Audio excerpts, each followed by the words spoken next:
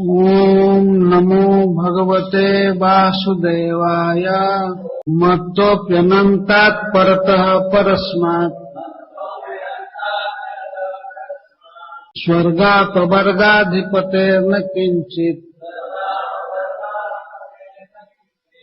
येषां किमु स्यादितरेण तेषाम्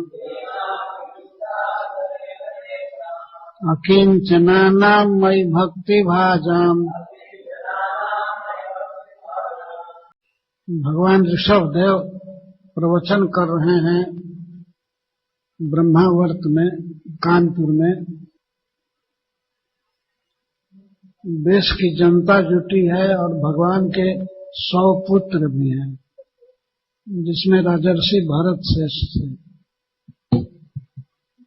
तो भगवान के 100 बेटा बैठे हैं और जनता बैठी है, सबको भगवान उपदेश कर रहे हैं। तो उन्होंने क्रम से बताया कि कृष्ण भावना की प्रगति में बढ़ने के लिए, कृष्ण भावना प्राप्त करने के लिए ब्राह्मणों की सेवा बहुत आवश्यक है। उसी संदर्भ में भगवान अब उपसंहार कर रहे हैं। ये अंतिम श्लोक है जिसमें ब्राह्मणों की योग्यता का वर्णन कर रहे हैं। ब्राह्मण मुझसे भी कुछ नहीं मांगते हैं, फिर दूसरे से क्या मांगेंगे। मैं स्वर्ग का और उपवर्ग का अधिपति हूँ। तो स्वर्ग में जो भी सुख है, इंद्र आदि को प्राप्त है, उसका स्वामी मैं हूँ, मैं अधिपति हूँ। और अपवर्ग वैकुंठ का स्वामी भी मैं हूँ। वैकुंठ में जो भी सुविधा है, जो भी सुख है, सब मेरे अधीन है। और स्वर्ग का सुख मेरे अधीन है, और इस पृथ्वी का भी सुख सब मेरे अधीन है। मैं सब कुछ देने में समर्थ हूँ। तो मैं अपने शुद्ध भक्त को, ब्राह्मण को ये चीज देना चाहता हूँ, तो मेरे देने पर भी वे नहीं लेते हैं। दिए मानव न गृह्णन्ति। एक श्लोक में भगवान ने कहा है कि मैं देता हूँ, पर देने पर भी नहीं लेते हैं, फिर मांगने की तो बात ही क्या है। तो भगवान कह रहे हैं कि जब वे मुझसे भी नहीं मांगते हैं तो किमु इतरेण तेषाम्, तब दूसरे से क्या उनको जरूरत है। दूसरी वस्तुओं की वे क्या कामना करेंगे। असली बात है कि वे मई भक्ति भाजाम, मेरे भक्ति के पात्र हैं, उनमें मेरी भक्ति लबालब भरी रहती है। भक्ति के सुख से वे तृप्त रहते हैं। इसी कारण से अन्य वस्तुओं की कभी कामना नहीं करते हैं। इस तरह भगवान अपने भक्तों का लक्षण बता रहे हैं।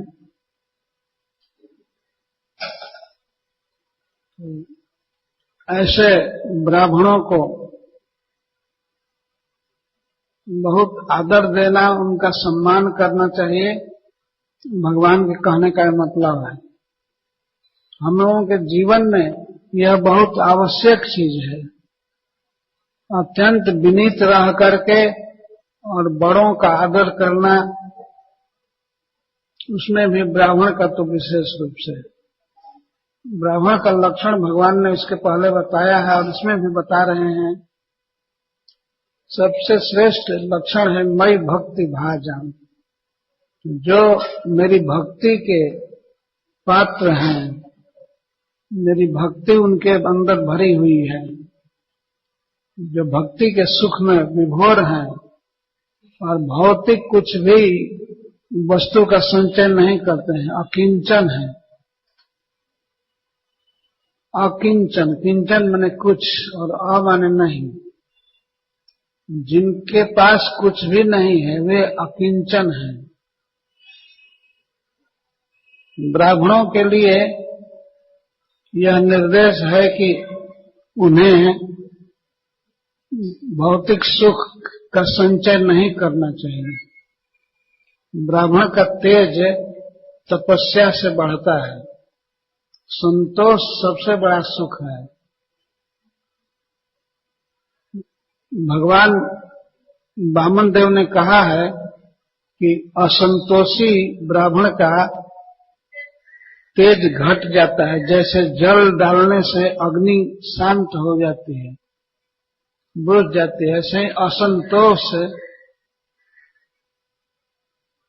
ब्राह्मण के तेज को खत्म कर देता है। और संतोषी व्यक्ति वो ब्राह्मण कहीं भी जाए उसके लिए सारा संसार सुख से भरा है। मनु महाराज कहते हैं जैसे चाम का जूता पहन लेने से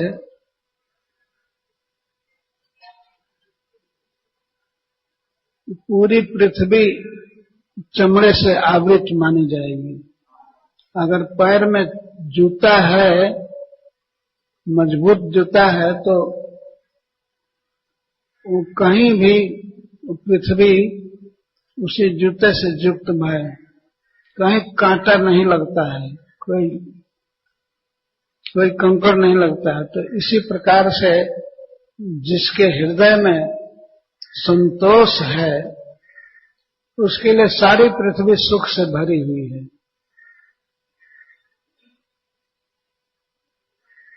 तो ब्राह्मण ऐसा होना चाहिए कि भगवान के भक्ति से, भगवान के नाम कीर्तन से, श्रीमद् भागवतम से वो सुखी होता है और उसे अन्य सुख की अपेक्षा नहीं होती है। यहां तक कि भगवान प्रसन्न होते हैं और कहते हैं कि ये ले लो, स्वर्ग ले लो, या इस पृथ्वी का एक छत्र राजा बन जाओ। वो कहता है ना, उनको नहीं चाहिए। भगवान से इस तरह से कह देना ये बहुत बड़ी बात है। जो सब कुछ दे सकते हैं और वे कहते हैं कि तुम ले लो, बहुत दुख सहे हो, मेरा भजन किए हो। तो भक्त कहता है कि नहीं, हमें कुछ भी नहीं चाहिए, न नाकपिष्टम न च पारमेष्टम, मुझे स्वर्ग का राज नहीं चाहिए, पृथ्वी का राज नहीं चाहिए, पाताल की संपत्ति नहीं चाहिए, योग सिद्धि नहीं चाहिए, और तो क्या मुझे वैकुंठ नहीं चाहिए। तब चाहते क्या हो? तो भक्त कहता मैं चाहता हूं मेरा जन्म हो और जन्म जन्म मैं आपके दासों का दास बनूं, आपके भक्तों का सेवक बनूं। यही प्रार्थना अधिकांश भागवत में है।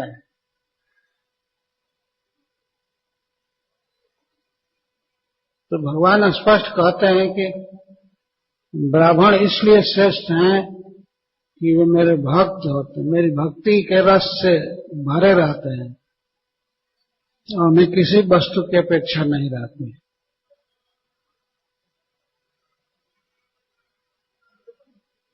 स्कंद पुराण में कथा है कि एक ब्राह्मण थे, उनका नाम था कौत्स ब्राह्मण। वो गुरु के यहाँ पढ़ रहे थे और पढ़ाई पूरा की, गुरुकुल में पढ़ाई पूरा करके, और गुरु से पूछे, गुरु जी आपको हम क्या दक्षिणा दें, क्या सेवा करें। पहले के विद्यार्थी पढ़ने के बाद गुरु जी से पूछते थे कि आपको क्या चाहिए। भगवान कृष्ण भी ऐसा किए हैं। तो उनको तो गुरु जी ने कह दिया कि हमारे मरे हुए बेटा को ला दो, तो भगवान ला दिए। तो ये परंपरा थी पहले। अब तो बिल्कुल उल्टी होगा। तो एडमिशन के समय ही अब बहुत भारी चार्ज देना होता है, उसी में लड़के असमर्थ होते हैं और पढ़ाई नील। कल एक व्यक्ति कह रहे थे कि केवल स्कूल में बच्चा चला जाए, सीटिंग करे, केवल बच्चों के साथ बैठे, इसका भी बहुत बड़ा फीस है। पढ़ाई तो बाद में होगी, पहले बैठना सीख जाए, स्कूल में जाना सीख जाए।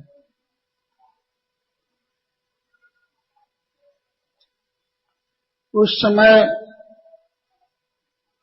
पहले विद्यार्थी पढ़ते थे और खूब मनोयोग के साथ। इसके बाद गुरु की इच्छा पूछते थे कि आपकी क्या इच्छा है, क्या चाहिए। तो कौन से इस तरह से पढ़े अपने गुरु के यहाँ और अंत में पूछे, गुरु जी आपकी क्या सेवा करें। तो उनके गुरु जी ने कह दिया मुझे कुछ नहीं चाहिए, सब ठीक है। लेकिन वे बार बार विनय किए, बार बार आग्रह किए, नहीं कुछ सेवा का अवसर दीजिए, कुछ सेवा का अवसर दीजिए। तब गुरु जी ने उद्विग्न होकर कह दिया, तुम हमसे 14 विद्या पढ़े हो, 14,000 सोने का मुहर दो। ऐसे कह दिया, 14 सहस्र मुद्रा हमको दो। तो कौत्स तो बिल्कुल अकिंचन थे, उनके पास कुछ भी नहीं था। वे अयोध्या गए। उस समय महाराज रघु राज करते थे। महाराज रघु बहुत प्रतापी राजा थे, लेकिन वे यज्ञ में सब कुछ दान कर चुके थे। उनके यहाँ कुछ भी नहीं था, राजकोष खाली हो गया था, कुछ भी नहीं था। और ऐसे राजा के यहाँ एक ब्राह्मण, और वो भी स्नातक विद्यार्थी, गया कुछ मांगने के लिए। तो महाराज ने पूछा आपकी क्या सेवा करें। तो उन्होंने कह दिया हमें गुरु दक्षिणा देना है, गुरु जी की सेवा में 14,000 स्वर्ण मुद्रा चाहिए। तो राजा के पास एक भी मुद्रा नहीं थी। यज्ञ में सारा राजकोष खाली हो गया था। और इधर ब्राह्मण अतिथि आए हैं, तो वे बिना दान दिए कैसे रह सकते थे, पर कुछ भी नहीं था। तब उन्होंने सेनापति को कहा कि अब स्वर्ग के कैशियर, ट्रेजरर कुबेर जी पर चढ़ाई करो। रथ तैयार किया गया, सारी सेना स्वर्ग जाने के लिए तैयार हो गई, अलकापुरी चढ़ाई करने के लिए। तब तक कोषाध्यक्ष ने आकर के खबर दिया कि महाराज आपके कोष में स्वर्ण मुद्रा की वर्षा हो रही है।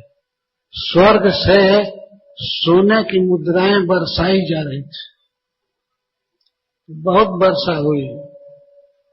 पूरा आगार भर गया, पूरा कोष भर गया स्वर्ण मुद्रा से।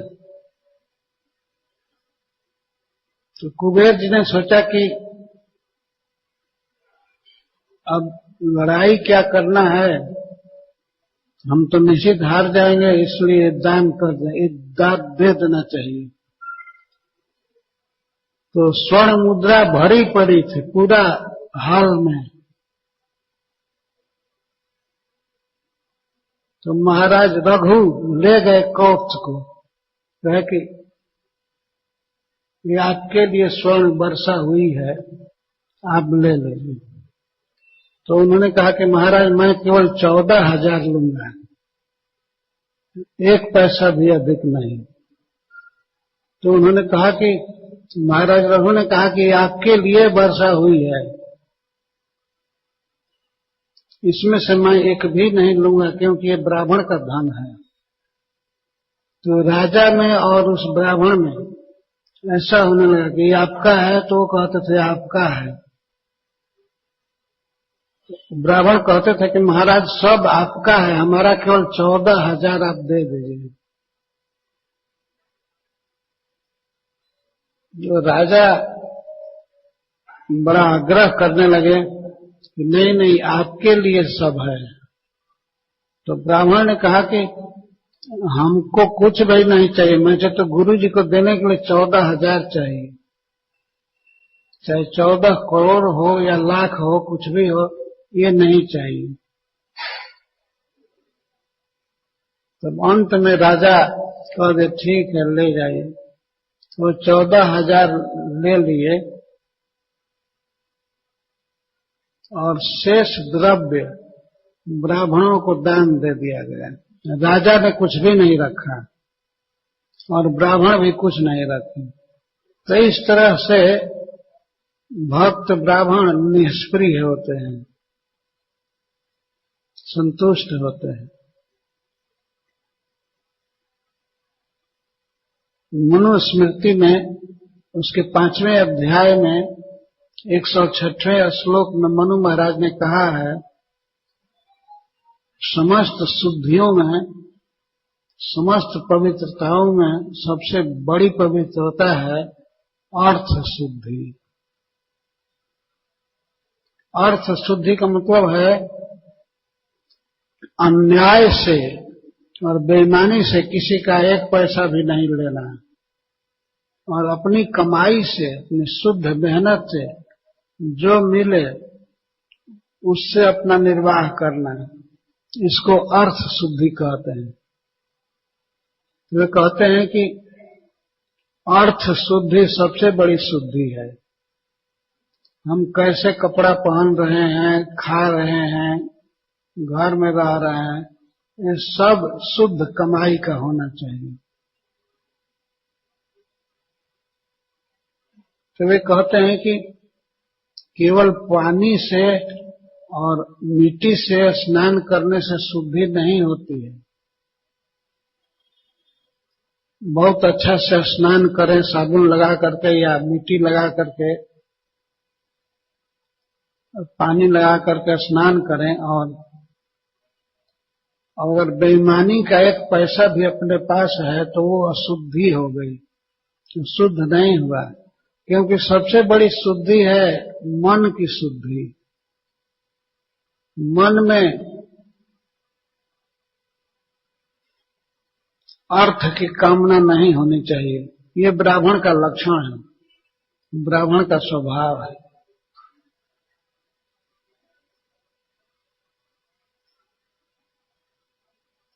हमारे वैदिक इतिहास में ऐसी बहुत सी घटनाएं हैं। कितना लोग शुद्ध होते थे और ब्राह्मणों का भक्त।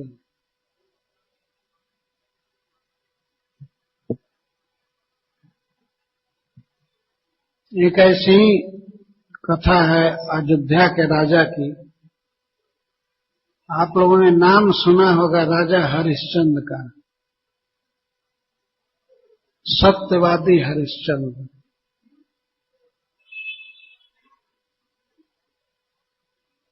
हमने बहुत बचपन में एक नाटक देखा था, सत्यवादी हरिश्चंद्र। तो ऐसा हुआ कि महाराज हरिश्चंद्र की कीर्ति स्वर्ग तक फैली थी, सब लोग प्रशंसा करते थे। तो उनकी प्रशंसा को सुनकर इंद्र को स्पृहा हो गई, ईर्ष्या हो गई।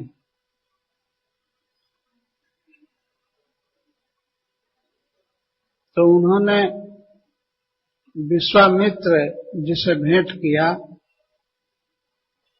और कहा, इंद्र ने कहा कि राजा हरिश्चंद्र कितना सत्यवादी है, इसकी परीक्षा ली जाए। तो विश्वामित्र में बहुत तपोबल था। वे एक दिन सोए हुए राजा हरिश्चंद्र को सपना में कहे, सपना दिखाए कि वे राजा के यहाँ गए हैं सपना में। विश्वामित्र मुनि का एक प्रभाव था, वे राजा हरिश्चंद्र को सपना दिखाने लगे। तो सपना देख रहे थे कि मैं दान दे रहा हूं और यह पृथ्वी विश्वामित्र को दान दे दिया सपना में। तो सवेरा होते ही विश्वामित्र पहुंचे राजा हरिश्चंद्र के यहाँ कहे कि तुमने हमको दान दिया है ना? तो राजा हरिश्चंद्र ने कहा हाँ। तो ठीक है, लाओ सब कुछ। तो राज्य दान दिए थे, इसका मतलब राज्य का हाथी घोड़ा नौकर चाकर राजकोष सब कुछ विश्वामित्र का था, सब कुछ विश्वामित्र का। उन्होंने कहा कि ये सब कुछ मेरा है, तुमने राज्य दान दे दिया है। तो राजा हरिश्चंद्र ने कहा कि हाँ दान दिया। तो जैसे दान दिए हो पृथ्वी का, तो कुछ कैश भी दोगे कि नहीं, कुछ दक्षिणा दोगे कि नहीं? क्यों नहीं दूंगा? तो कहे कि दो। तो अब तो कुछ था नहीं, जब वे राजकोष में गए कुछ लेने के लिए स्वर्ण मुद्रा, तो विश्वामित्र मुनि ने कह दिया ये तो सब राजदान कर दिए हो, इस दान में से दान करोगे? छी छी, ऐसा राजा को नालायक, दान दी हुई वस्तु को दान देना चाहते हो? तब राजा हरिश्चंद्र ने कहा हाँ ये मेरी भूल है, दूसरा दान हुआ। तो अब तो कुछ था नहीं, तो पृथ्वी दान कर दिए थे, पृथ्वी पूरा उनके अधिकार में थी, विश्वामित्र मुनि के।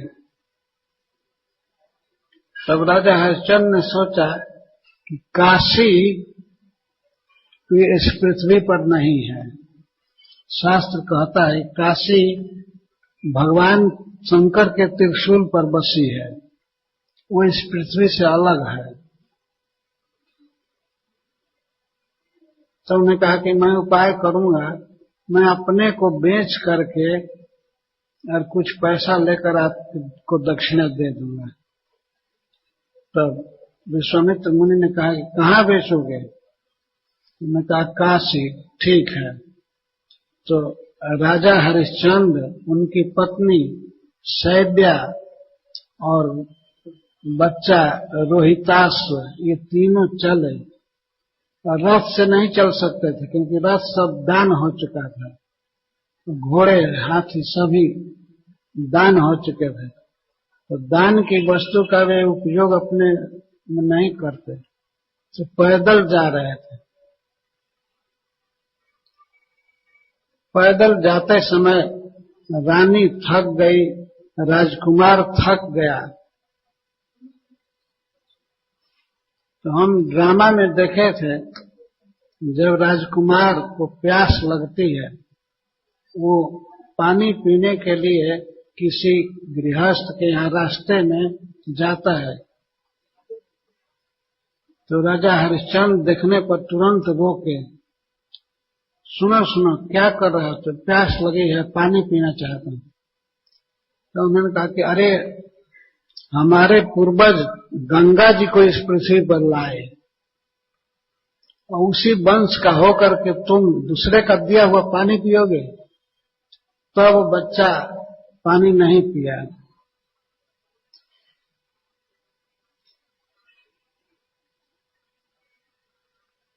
जो वंश इस पृथ्वी पर गंगा जी को लाया है और उसका वंशधर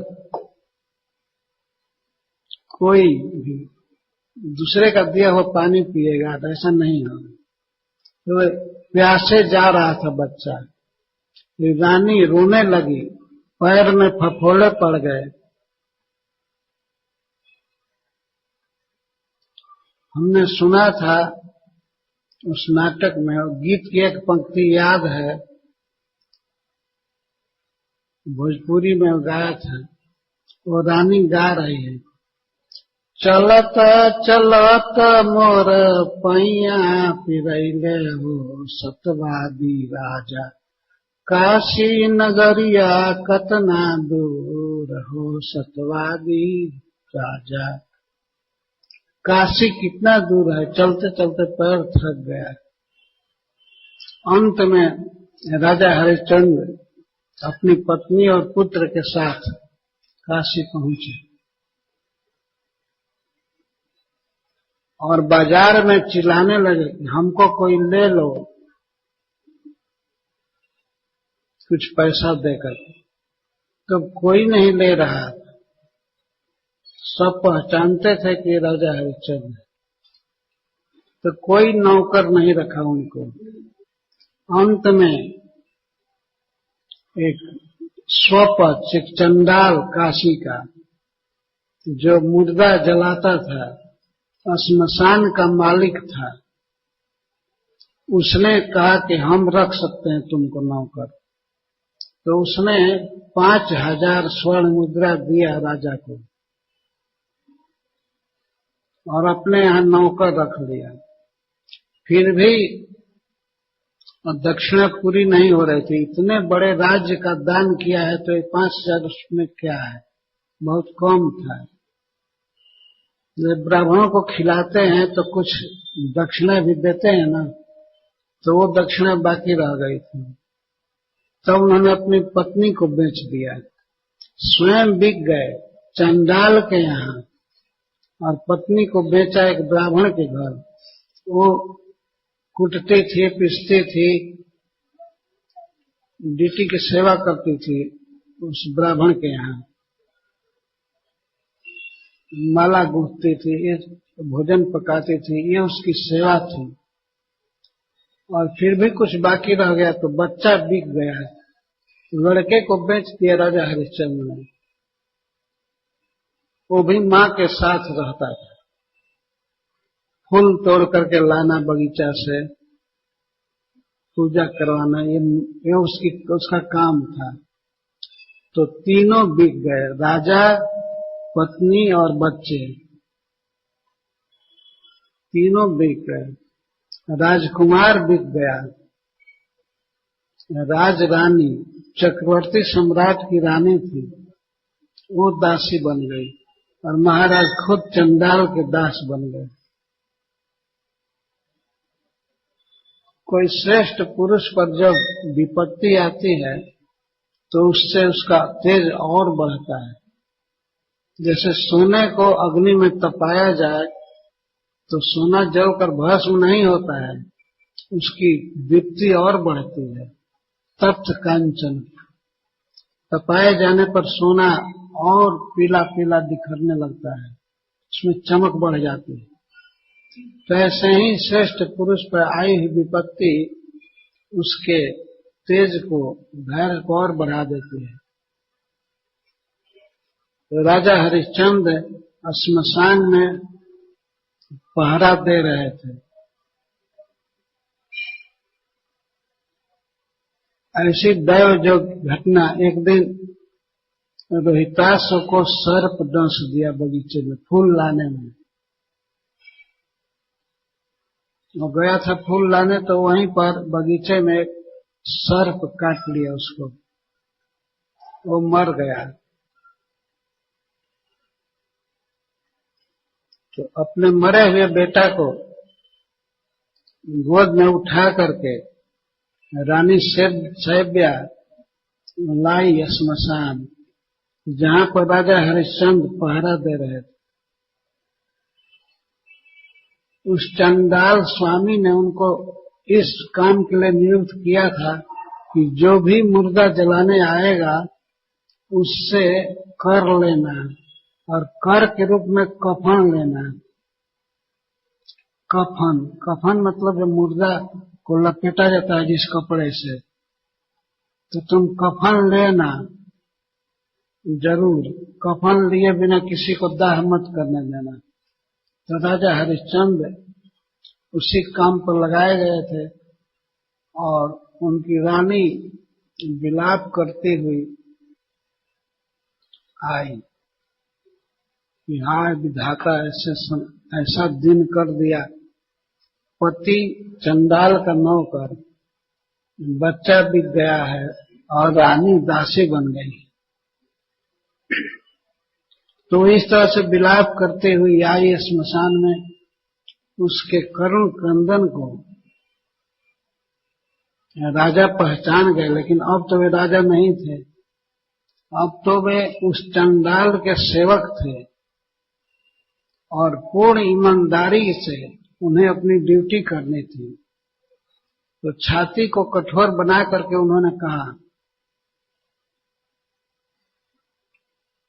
इस शव को जलाने के पहले तुम मुझे कर दो। तो पूछा क्या कर?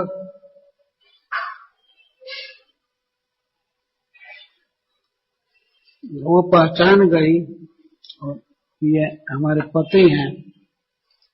तो उन्होंने कहा, सभ्या ने कहा कि आप पहचानते नहीं हैं, मैं आपकी पत्नी हूँ और ये आपका पुत्र है। तो राजा का पुत्र मर गया है और रानी लेकर आई है, पर अपना कर्तव्य है टैक्स मांगना, कर लेना। तो राजा ने कहा, जिस समय मैं राजा था उस समय था, अब मैं राजा नहीं हूँ, मैं यहाँ के स्वामी का दास हूँ और कर लेना मेरा कर्तव्य है, तुम मुझे कर दो। तो रोने लगे कि हमारे पास कोई कपड़ा नहीं है, फटी पुरानी साड़ी थी, तो साड़ी का आंचल फाड़ करके मैं कफन बना करके लाई, अब मेरे पास कोई कपड़ा नहीं है। तो राजा ने आग्रह किया, तुम्हें देना ही पड़ेगा, तुम बिना दिए इस शव को यहाँ जला नहीं सकती।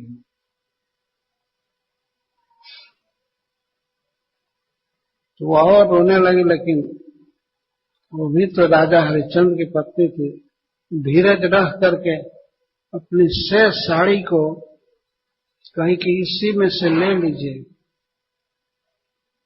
तो राजा हरिश्चंद्र ज्यों ही अपनी पत्नी की साड़ी फाड़ने चले, तलवार से काटने चले साड़ी को, उस समय फूलों की वर्षा होने लगी और भगवान प्रकट हो गए।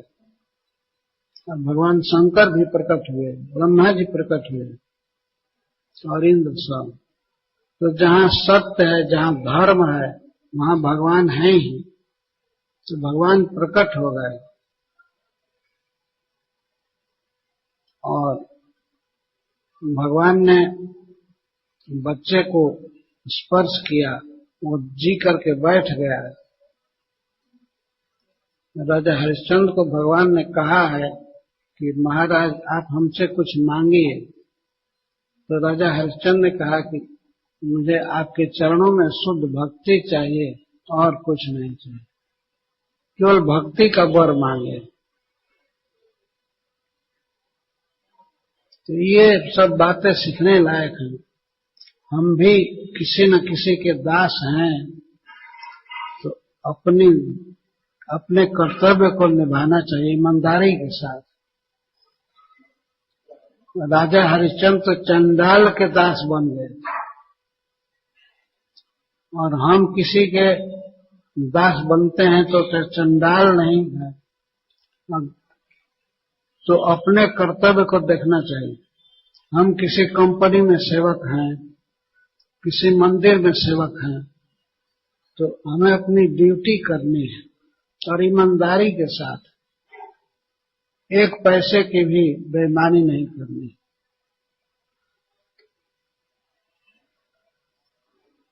जो भी दान मिला तो दान का पैसा पूरा पूरा दान के विषय में होना चाहिए। भगवान की सेवा, वैष्णवों की सेवा, भगवान का प्रचार, ये हम लोगों के लिए धर्म है। हम मंदिर में रहने वाले भक्तों के लिए ये उपदेश है। जीवन में ईमानदारी प्रथम होनी चाहिए, कर्तव्य पालन, यही धर्म है। शास्त्र इसी को धर्म कहता है। धर्म मतलब अपना कर्तव्य, हमें जो करना है।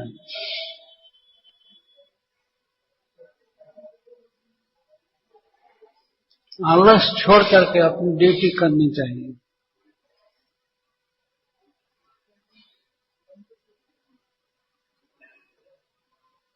उस समय ये याद नहीं रहना चाहिए कि हम इस परिवार के हैं, हम ऐसे हैं, ये हैं, नहीं, कुछ नहीं। जैसे राजा हरिश्चंद्र सोचते थे, मैं इस चंडाल का दास हूं तो इसलिए वे अपनी पत्नी से भी उस विपत्ति में कर मांगे, वो डिगे नहीं। भारतेंदु हरिश्चंद्र ने लिखा है, चंद्र टरय सूरज टरय, टरय जगत व्यवहार, पै दृढ़ श्री हरिश्चंद्र को टरय न सत्य विचार। चंद्रमा चला जाएगा, सूर्य चला जाएगा, पृथ्वी चल जाएगी, लेकिन राजा हरिश्चंद्र का सत्य विचार नहीं दिख सकता है।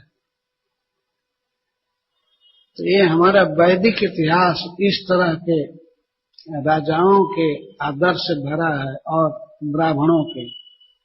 तो भगवान बता रहे हैं कि ऐसे ब्राह्मण जो मेरी भक्ति से लबालब भरे रहते हैं, अकिंचन होते हैं, कुछ संग्रह नहीं करते और मेरे से कुछ भी नहीं चाहते हैं, मुझसे कुछ मांगते ही नहीं है, तो फिर वे अन्य देवताओं से क्या मांगेंगे और फिर मनुष्यों से क्या मांगेंगे।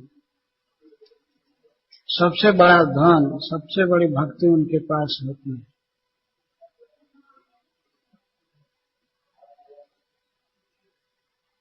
एक बार की सत्य घटना है कि जब चैतन्य महाप्रभु के पार्षद श्री सनातन गोस्वामी वृंदावन में रहते थे, तो एक बार वर्धमान में एक ब्राह्मण को बहुत जरूरत थी पैसे की, बेटी का विवाह करना था। तो शंकर जी के भक्त थे, तो बेचारे चिंता में सो गए। तो सपना देखे कि भगवान शंकर कह रहे हैं कि तुम वृंदावन चले जाओ, वहां सनातन गोस्वामी रहते हैं, वे तुमको धन दे देंगे। तो ब्राह्मण सवेरे जगा और वर्धमान से वृंदावन आया, मथुरा आया और वृंदावन पूछते हुए सनातन गोस्वामी का पता लगाया। सनातन गोस्वामी का पता लग गया तो पहुंचा उनके पास और अपनी दिन दशा उनसे बता दी। तब सनातन गोस्वामी ने कहा, ठीक है, आप जाओ वन में उतना दूर पर, वहां मिट्टी और पत्ता से ढका हुआ स्पर्श मणि है, पारस मणि, जो लोहे का स्पर्श करे तो लोहा सोना हो जाता है। और स्पर्श मणि सनातन गोस्वामी थे, उसको फेंक दिया था धूल में, जंगल में। तो ब्राह्मण गया और उसको मिल गया, बहुत खुश हुआ। वो स्पर्श मणि ले करके और इसके बाद एक लोहा से छुआया, एक लोहा को टच किया और मणि, तो वो लोहा सोना बन गया। तो बहुत प्रसन्न था, वो लेकर के आया सनातन गोस्वामी के पास और कहा, ठीक है, मैं जा रहा हूं। तो सनातन गोस्वामी ने कहा, ठीक है। लेकिन जब वो ले करके चला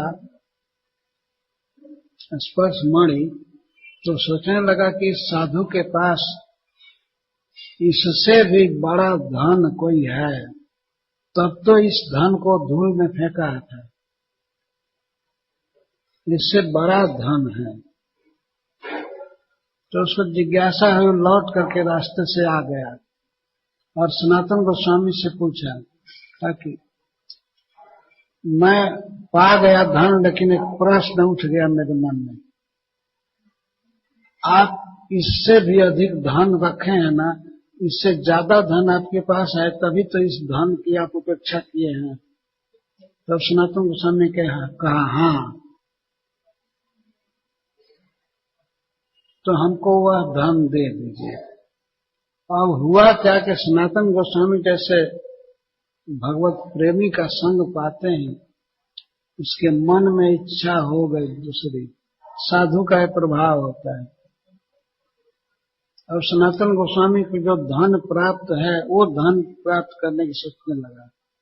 तो सनातन गोस्वामी ने कहा कि इस पारस को जमुना के जल में फेंक दो। जमुना जी वहीं से सट कर बहती थी। मदन मोहन मंदिर देखे हैं ना, ऊंचे टीला पर, तो जमुना जी ठीक नीचे से बहती थी। तो पारस पत्थर और जमुना में फेंक दिया। उसको विश्वास था सनातन गोस्वामी को। जब धन के विषय में पूछने लगा कि उससे बड़ा धन आपके पास क्या है, तब गोस्वामी पाद ने कहा, हरे कृष्णा हरे कृष्णा कृष्णा कृष्णा हरे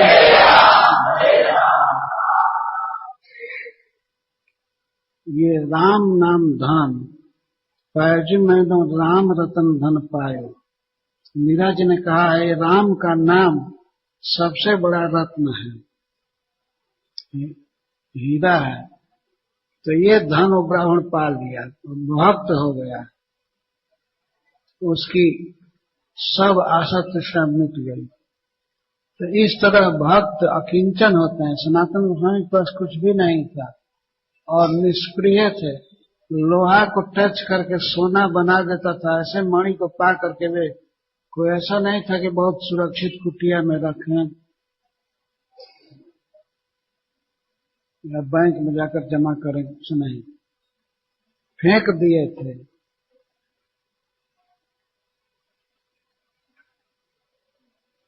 तो भगवान कहते हैं कि ऐसे अकिंचन ब्राह्मण मेरे भक्ति के सुख से पूर्ण रहते हैं और कुछ भी नहीं चाहते हैं।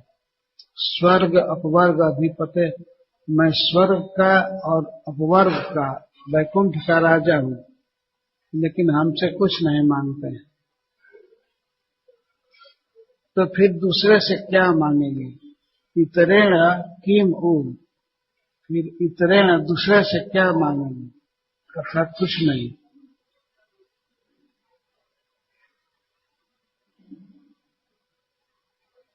वे भगवान शिव से प्रेम करते हैं वैष्णव लोग, लेकिन उनसे कुछ मांगते नहीं हैं, भगवान से कुछ मांगते नहीं हैं।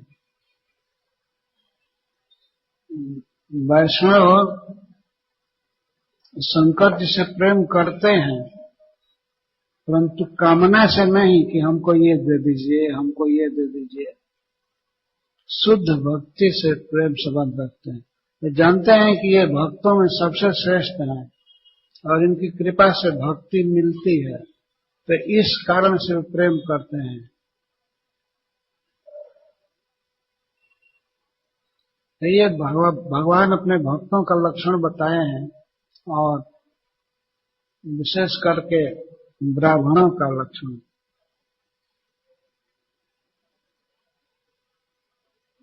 तो ब्राह्मण के उत्कर्ष को सहन करना चाहिए। भगवान हम लोगों के हित के लिए प्रवचन कर रहे हैं। ऐसा नहीं है कि उनका कोई प्रोग्राम था और आ करके बस अपने बोलकर चले गए। वो अपनी इच्छा से घूमते हुए गए थे। वे राजा थे, ये राजा का कर्तव्य है जनता को शिक्षा देना। तो भगवान इस तरह से शिक्षा दे रहे हैं। ब्राह्मण के सम्मान की बात कह करके वे अंतिम श्लोक में कहते हैं सबका सम्मान करो क्योंकि मैं सबके हृदय में हूं। तो इस तरह भगवान ने अपना प्रवचन पूरा किया।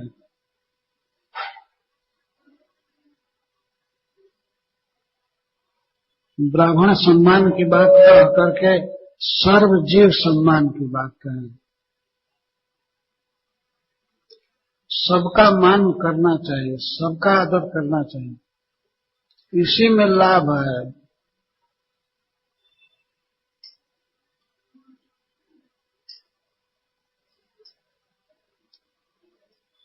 ब्राह्मण या वैष्णव खुद आदर नहीं चाहते हैं, वो नहीं चाहते हैं कि मेरा सम्मान हो, बल्कि सम्मान मिलता है तो वे उसको स्वीकार नहीं करते और दूसरों को सम्मान देते हैं। बहुत मधुर वचन बोलना, कोई वस्तु किसी को जरूरत हो तो उसे यथाशक्ति देना,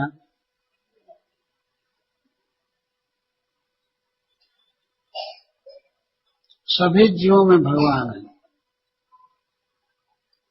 पशु पक्षी को भी उनकी आवश्यकता के अनुसार चीज देना, पानी देना, खाना देना, घास देना, और मनुष्यों को भी मधुर वचन और सम्मान देना।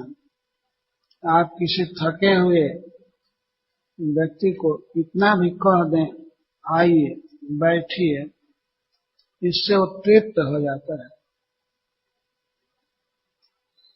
अगर अपने पास कोई आसन नहीं है तो घास का आसन भी दे देना चाहिए।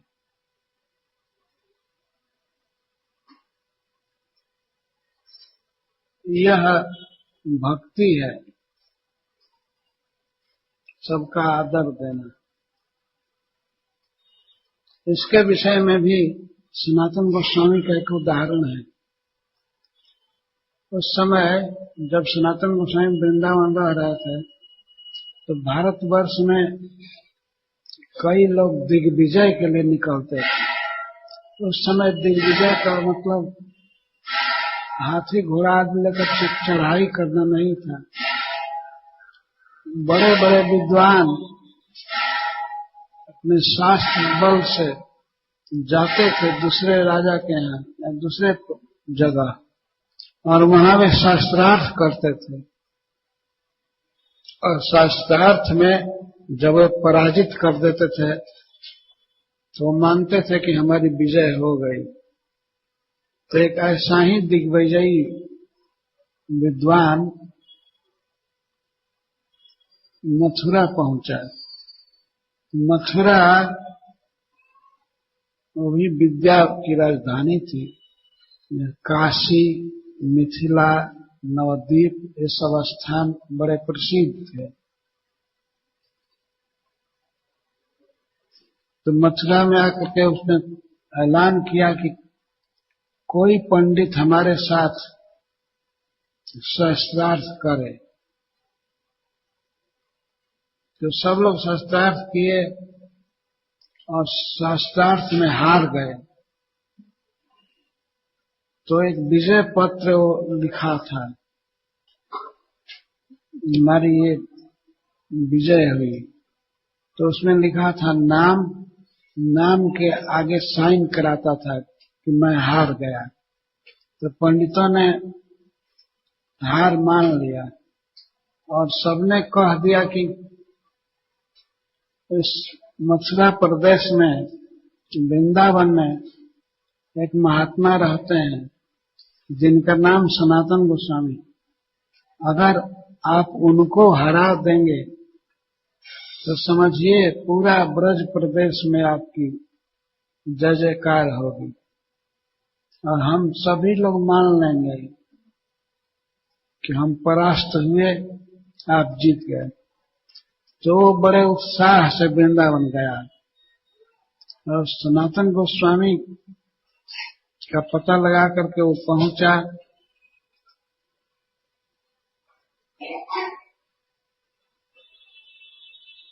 सनातन गोस्वामी ने आदर किया, प्रणाम किया, बैठाया, पूछे कैसे आए, आपकी क्या सेवा करें। तो सीधा बोला, वो बहुत अभिमान में था, मैं शास्त्रार्थ करने आया हूं और आपकी बहुत प्रशंसा सुना हूं, आप मेरे साथ शास्त्रार्थ करो। तो सनातन गोस्वामी बहुत नम्र भाव से बोले, मैं तो शास्त्र पढ़ा नहीं हूं, मैं क्या शास्त्रार्थ करूंगा, मुझे शास्त्रार्थ नहीं आता है। शास्त्र पढ़ लेता हूं, इसका अर्थ नहीं समझ में आता है। तब उसने कहा तो ठीक है, यहां साइन करो, लिखो।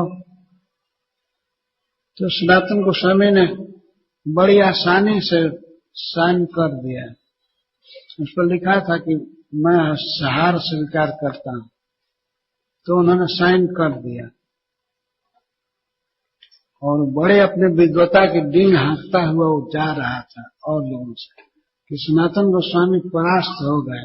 देखिए साइन दिखाता हुआ जा रहा। तब तक पता लग गया जीव गोस्वामी को, और राधा दामोदर मंदिर के पास उस वन में रहते थे, तो दूर नहीं गया था। उनको पता लगा कि हमारे ताऊ को ये हरा करके उनसे पत्र लिखवा करके आया है, और बड़े बहस छांट रहा था। तो अपने ताऊ के और श्रेष्ठ वैष्णव के अपमान का वे सहन नहीं कर सके, और उन्हें रोका, कहा कि तुम मेरे साथ शास्त्रार्थ करो। तो जीव गोस्वामी के सामने वो क्या शास्त्रार्थ करता, 2-4 प्रश्न में ही वो फीका पड़ गया। और तब जीव गोस्वामी ने कहा उस विजय पत्र को फाड़ो। अपने सामने उसको फड़वा दिए, और वो तो मुंह लटका करके मथुरा लौटा। एक लड़का नवजुवक, जीव गोस्वामी छोटे आयु के थे, तो उन्होंने हरा दिया। और सनातन गोस्वामी के पास गए कि खुशी सुनाने के लिए कि मैं उसको हरा दिया, उसका विजय पत्र फड़वा दिया। तो इसको सुनते ही सनातन गोस्वामी कहे, अभी तुम दूसरे का उत्कर्ष नहीं सहन कर सकते, दूसरे को मान नहीं दे सकते हो। मान देने में तुम्हारा क्या बिगड़ रहा था? तुम चले जाओ बंगाल, यहाँ रहने के अधिकारी नहीं है। वृंदावन में तुम भजन के अधिकारी नहीं। अब मेरे कुटिया पर कभी मत आना। दूसरे का अपमान करके तुम सुखी समझ रहे अपने को, तो ये शिक्षा है कि दूसरे को मान देना चाहिए। जीव गोस्वामी जी बहुत दिन नहीं गए, और वे बहुत कम खाते थे, सोते बिल्कुल नहीं थे, बिल्कुल दुबले पतले हो गए। जब रूप गोस्वामी पाद को पता लगा, तब वे समझा करके उनको लाए जीव गोस्वामी।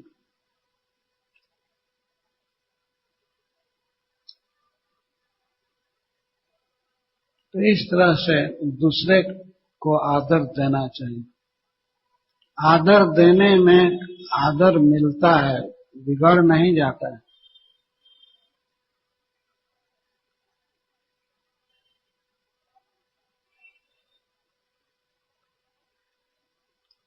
परसों दिन प्रश्न हो रहा था, तो लगता था जैसे ब्राह्मण की बड़ाई से लोगों में क्षोभ हो रहा है। ये ऐसा नहीं होना चाहिए। ये भगवान का प्रवचन है, और हम लोग तो केवल उसको हिंदी में भाषांतर कर रहे हैं। तो संस्कृत का शब्द है, बिल्कुल क्लियर है कि भगवान बोल रहे हैं और हित के लिए बोल रहे हैं।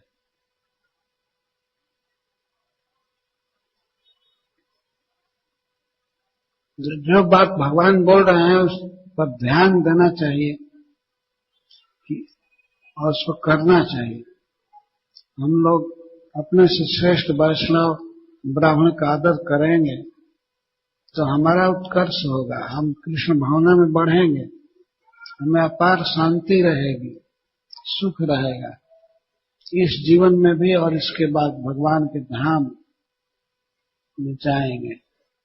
यही जीवन का परम लाभ है।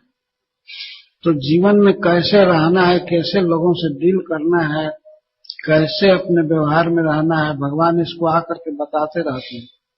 इस प्रसंग में श्रील प्रभुपाद 6ठे अध्याय के 17वें श्लोक में इसका परपट पढ़िए। 6ठे अध्याय में 17वां श्लोक 17 पढ़िए। इस प्रसंग को शेष करते हुए श्रील प्रभुपाद ने कुछ कहा है।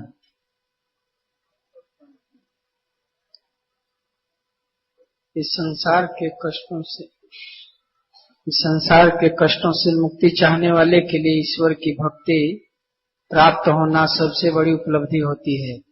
जैसा कि भगवद गीता में कहा गया है, यम लब्ध्वा चा परम लाभम मन्यते नाधिकम ततः। इसे प्राप्त कर लेने के बाद मनुष्य सोचता है कि इससे बड़ा कोई अन्य लाभ नहीं। ईश्वर की भक्ति प्राप्त होना ईश्वर से अभिन्न है, अतः उसके बाद और कोई कामना नहीं रह जाती। मुक्ति का अभिप्राय है संसार से छुटकारा। बिल्वमंगल ठाकुर कहते हैं, मुक्ति मुकुंदांजलि सेवते स्मान। भक्त के लिए मुक्ति बहुत बड़ी उपलब्धि नहीं है। मुक्ति का अर्थ है अपनी स्वाभाविक स्थिति को प्राप्त करना। प्रत्येक जीवात्मा की स्वाभाविक स्थिति ईश्वर के दास की है, अतः जब कोई जीव ईश्वर की भक्ति में लगा रहता है तो उसे पहले से मुक्ति प्राप्त हुई रहती है। फलतः भक्त कभी मुक्ति की स्पृहा नहीं करता, भले ही ईश्वर स्वयं क्यों न प्रदान करे।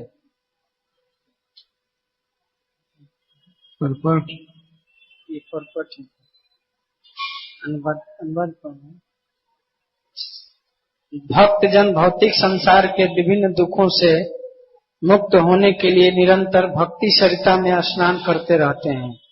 इससे उन्हें परम आनंद प्राप्त होता है और मुक्ति स्वयं उनकी सेवा करने आती है, तो भी वे उस सेवा को स्वीकार नहीं करते। भले ही श्री भगवान स्वयं क्यों न सेवा के लिए तत्पर हों, भक्तों के लिए मुक्ति का कोई महत्व नहीं है, क्योंकि ईश्वर की दिव्य प्रेमा भक्ति प्राप्त हो जाने पर उनकी प्रत्येक आकांक्षा पूरी हो जाती है और वे समस्त भौतिक कामनाओं से ऊपर उठ जाते हैं। और 16 में क्या है?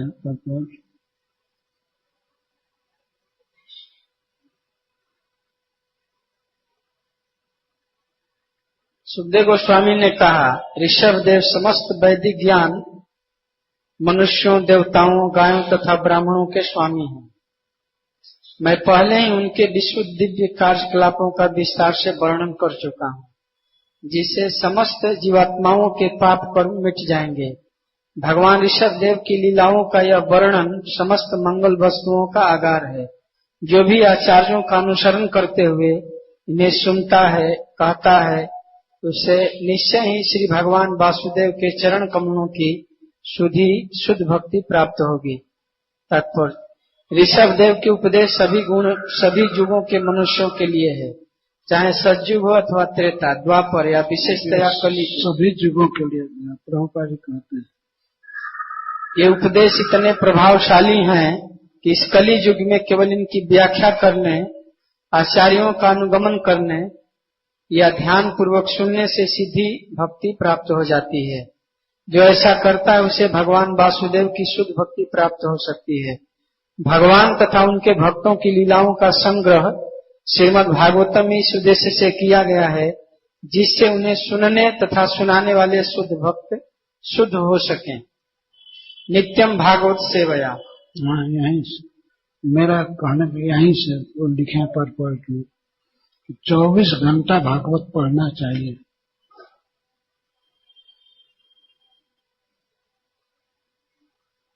पढ़िए लिखिए।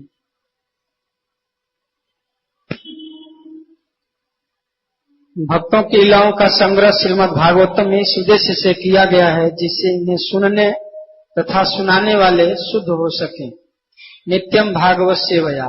भक्तों को नियमानुसार हो सके तो प्रतिदिन 24 घंटे श्रीमद् भागवतम का पठन, कथन तथा श्रवण करना चाहिए।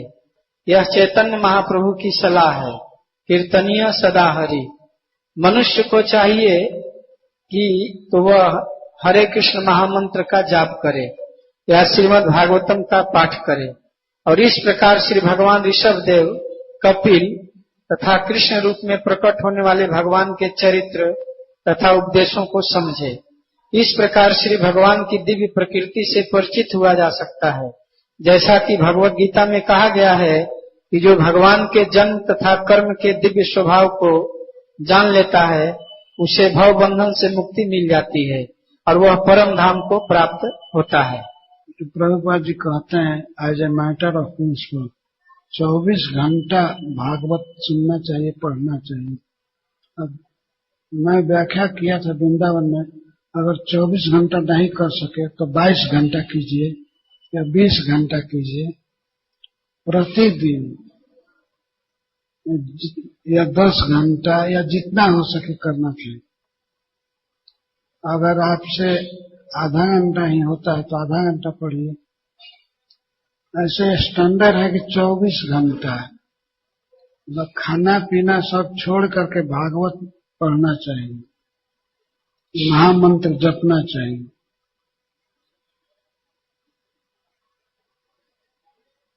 श्रील प्रभुपाद जी लिखते हैं as a matter of principle, ये सिद्धांत की बात है कि भागवत या हरे कृष्ण महामंत्र 24 घंटा बोलना चाहिए, सुनना चाहिए, पढ़ना चाहिए। 24 घंटा एक दिन में डेली, तो उसमें से कुछ भी घटाएंगे, मान लीजिए 1 घंटा कम कर लिया तो 23 घंटा या 22 घंटा, 21 घंटा। लेकिन ऐसा नहीं होना चाहिए कि 24 घंटे गायब कर दिए। 24 घंटे में कम से कम 1 घंटा जरूर पढ़ना चाहिए, जपना चाहिए। महामंत्र जपने में तो कम से कम 2 घंटा। मैं श्रील प्रभुपाद जी की बात कह रहा हूं, उन्होंने कहा है कम से कम 24 घंटे भागवत पढ़ना चाहिए, सुनना चाहिए या महामंत्र का जप करना चाहिए 24 घंटा।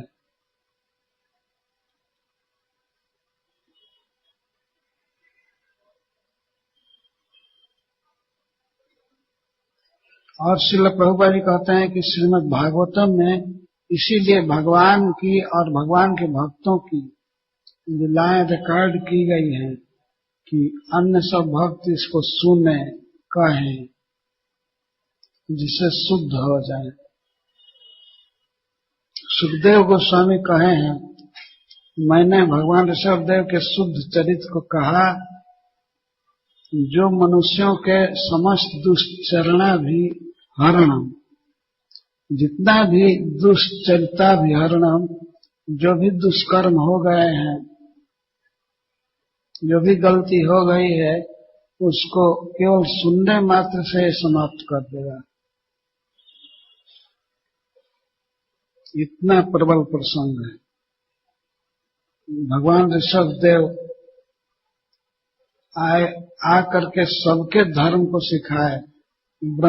पहले ब्रह्मचारी रहे, गुरुकुल में वास किए, गुरुकुल में रह करके गुरु को दक्षिणा दे करके और तब गृहस्थ बने, राजा बने, और राजभवन में ही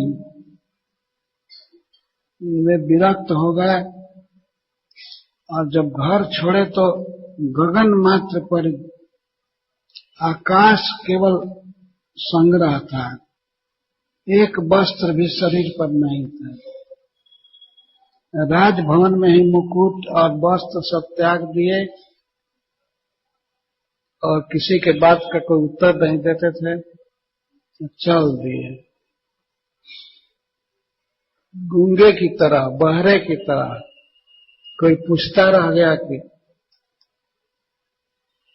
महाराज कहाँ जा रहे हैं, कहाँ जा रहे हैं, कोई उत्तर नहीं। इस तरह घर से निकलकर परमहंस आश्रम के धर्म को सिखाए। तो उनके इस जड़ चर्या को, जो बहुत ऊंची चीज है, कलयुग में एक अरहत नाम का राजा भगवान ऋषभदेव के कर्मों की नकल करेगा। सुखदेव गोस्वामी कहे हैं, भगवान ऋषभदेव के कर्म को सुनना चाहिए, कहना चाहिए, करना नहीं चाहिए। वो सुखदेव जी कहते हैं, लेकिन अरहत नाम का राजा वो उनके कर्मों का प्रचार किया, नग्न रहना, बाल नोचना, क्या क्या ये सब अधर्म।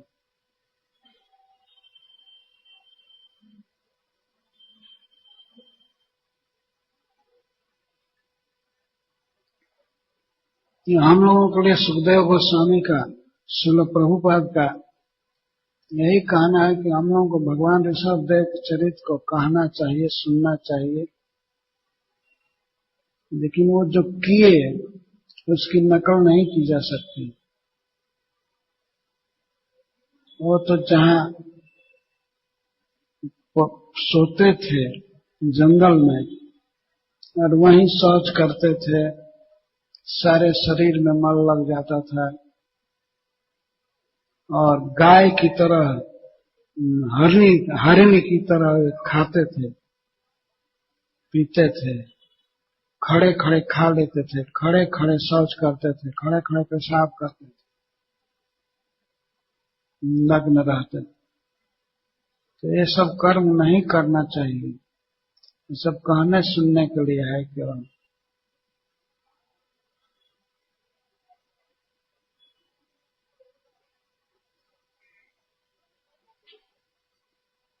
जो भगवान का उपदेश यहाँ पूरा हो रहा है, अब अंतिम श्लोक है, कल पूरा हो जाएगा।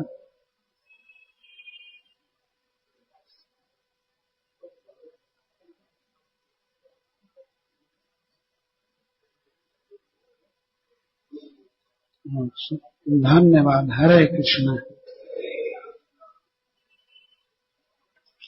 प्रश्न तो हरे कृष्णा। प्रश्न बहुत जरूरी होना चाहिए।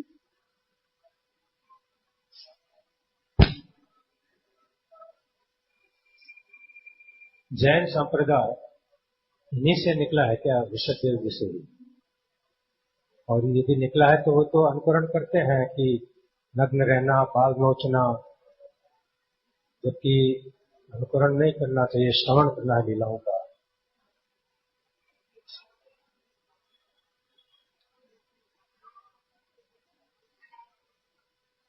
पता नहीं, वो आप लोगों को ज्यादा मालूम होगा। हरे कृष्णा प्रभु।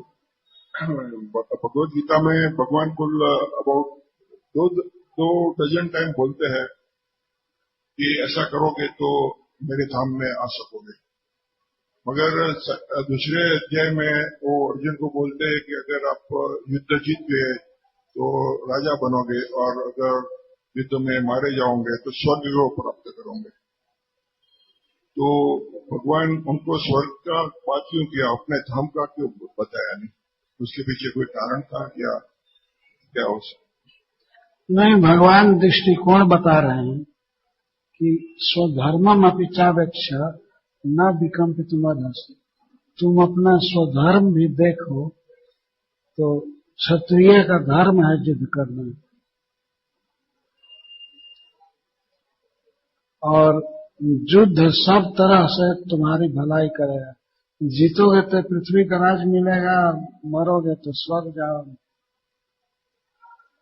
लेकिन अर्जुन के सामने स्वधर्म अब नहीं था, भगवान की आज्ञा पालन करना ही उनका मुख्य उद्देश्य था।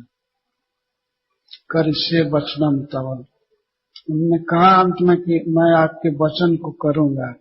करिष्ये वचनम तव, स्वधर्म देख करके या स्वर्ग के लोभ से या पृथ्वी के लोभ से वे राज नहीं किए, तो युद्ध नहीं किए। भगवान को ये पसंद था, वो चाहते थे, तो उन्होंने कहा ठीक है, आप जो कहेंगे करूंगा। हमारे में अंतरात्मा शब्द बोलते हैं, अंतरात्मा। तो अंतरात्मा अपने स्थित परमात्मा को बोला जाता है या अपने व्यक्तिगत आत्मा को समझा जाता है? अंतरात्मा का क्या अर्थ होता है? अंतरात्मा का अर्थ होता है अंतः आत्मा। उसका जनरल अर्थ लोग समझते हैं भीतरी अंतःकरण, चित्त, मन, उसी को अंतरात्मा कहते हैं। और वास्तविक आत्मा अंतरात्मा तो जीवात्मा है, और जीवात्मा के भी आत्मा है भगवान, जिन्हें परमात्मा कहा जाता है। तो परमात्मा के आदेश को मानना ये आत्मा का कर्तव्य है, और आत्मा के अनुसार चित्त चले, मन चले, बुद्धि चले, ये होना चाहिए। हाँ, तो जप मिला करके सब 24 घंटा जप, महामंत्र का, भागवत पढ़ना, कुछ गीत गाना, भगवान की सेवा करना, ये सब मिलाकर 24 घंटा समझ लेना चाहिए।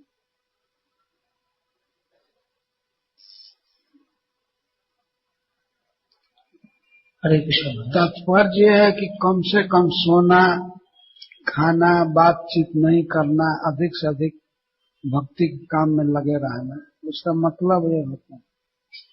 हरे कृष्ण महाराज। महाराज, हम भक्ति में आते ही ऐसे श्रीमद् भागवतम एवं भक्तों के मुखारविंद से ऐसे महान चरित्र का श्रवण करते हैं, और उस समय हमें अकिंचन वृत्ति के अनुभव होता है कि हमें भी ऐसा होना चाहिए।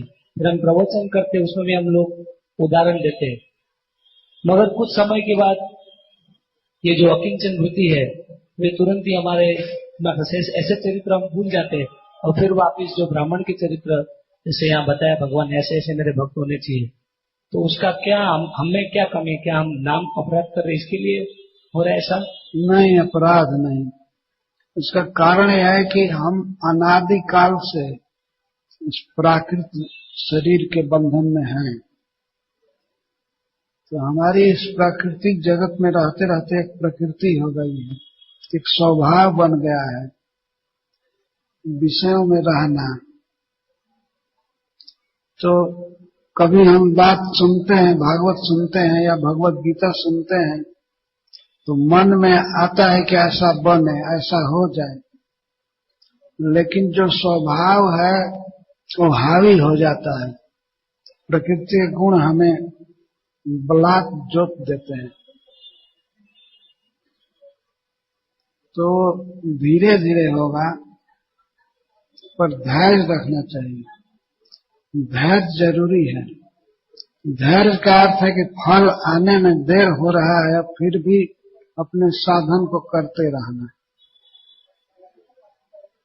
जैसे आप कोई पेड़ लगाए हैं और फल आने में देर हो रही है, तो इसका मतलब नहीं कि पेड़ को छोड़ दें या काट दें।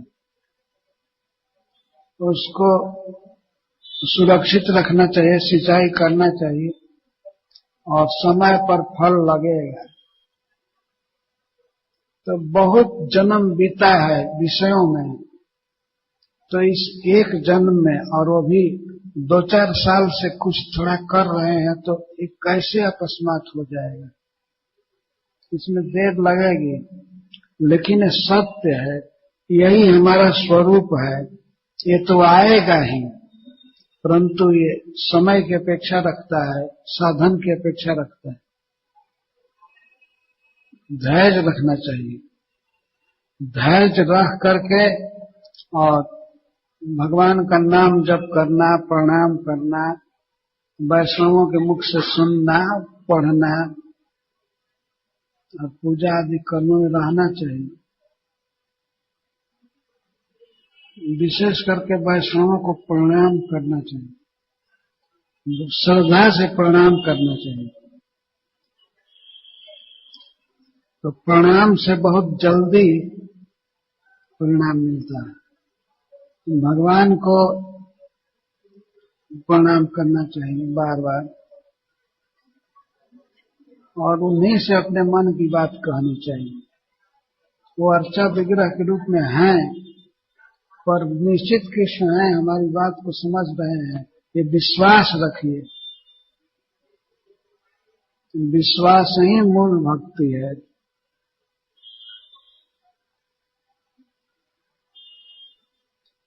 और विश्वास, गुरु की बात पर विश्वास, शास्त्र की बात पर विश्वास, प्रभुपाद जी जो कहते हैं उस पर दृढ़ विश्वास।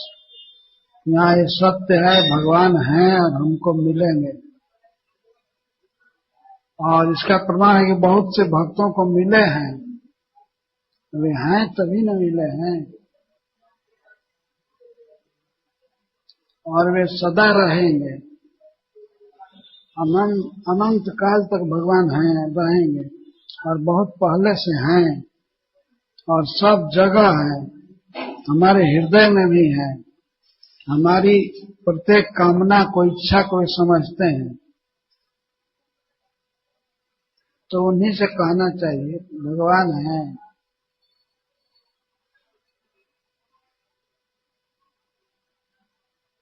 अगर ये भगवान का ये गुण, भक्ति या प्रेम नहीं मिलता तो ये सब शास्त्रों में क्यों लिखा गया है ऐसा करने से मिलेगा, ऐसा करने से मिलेगा। जैसा प्रभुपाद जी कहते हैं, भगवान ऋषभ देव, भगवान कपिल देव और भगवान कृष्ण के उपदेशों को ध्यान से सुने और करे तो उसे शुद्ध प्रेमा भक्ति मिलेगी।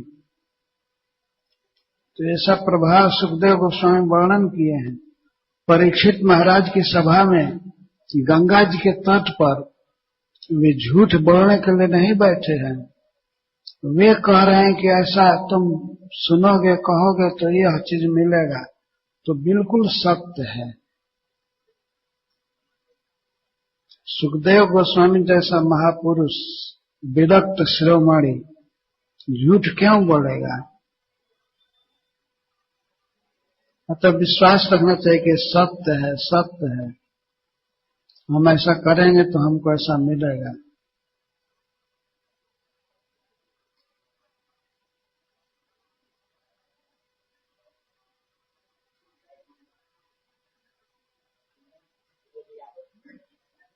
महाराज जी, अभी आपने कहा कि सब वैष्णव को बार बार प्रणाम करना चाहिए, लेकिन कभी कभी और भगवान को भी प्रणाम करना चाहिए। तो कभी कभी वैष्णव लोग को प्रणाम करने पे वैष्णव लोग बोलते हैं कि भाई हमको क्यों प्रणाम करते हैं, हमको नहीं करना चाहिए, भगवान को प्रणाम। हाँ, तो वैष्णव को सिखाया गया ना, प्रणाम कराना नहीं चाहिए,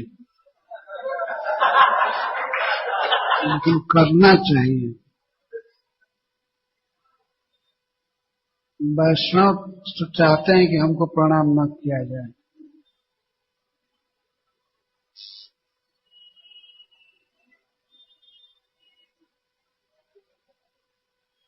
श्रील प्रभुपाद जी वृंदावन में रुकते थे, जब दर्शन करने आते थे तो कई लोग प्रणाम करते थे, जनता प्रणाम करती थी। तो भक्तों को भी और जनता को भी और रुकते थे भक्त लोग। प्रभुपाद जी कहते थे कि हटाओ, प्रणाम न करना। और कभी कभी भूल होती है, लोग आवेश में भगवान के सामने ही प्रणाम करने लगते हैं। तो भगवान के सामने प्रणाम कराना अपराध है। जिसको प्रणाम किया जा रहा है उस पर अपराध लगेगा, क्योंकि ईश्वर के सामने प्रणाम किसी दूसरे को नहीं होना चाहिए।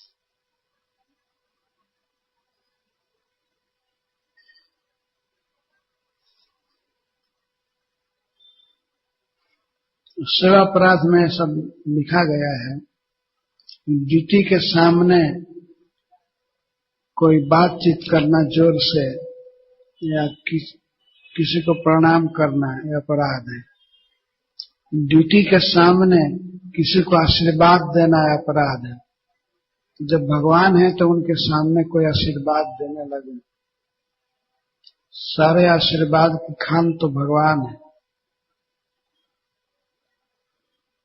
ये सब बातें भक्ति रसायन सिंधु में दी गई हैं।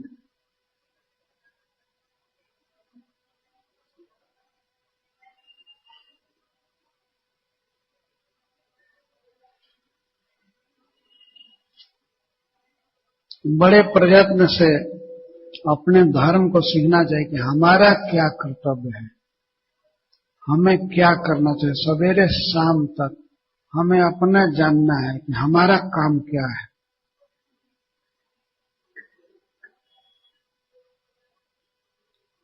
और हमें किस कर्म से बचना चाहिए और किस कर्म को अवश्य करना चाहिए।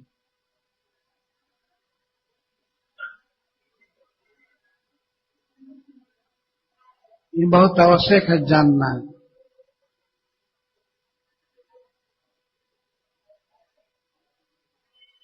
झूठ बोलना सिखाया नहीं जाता है, लेकिन ये स्वभाव बन गया है, झूठ बोल ही देते हैं। कोई क्लास में नहीं कहा होगा कुछ कम से कम कुछ झूठ बोलना चाहिए। अब बहुत दिन सच बोल लिए, जी उब गया, कुछ कुछ झूठ बोलिए। लेकिन झूठ तो स्वभाव में है, वो आ ही जाएगा।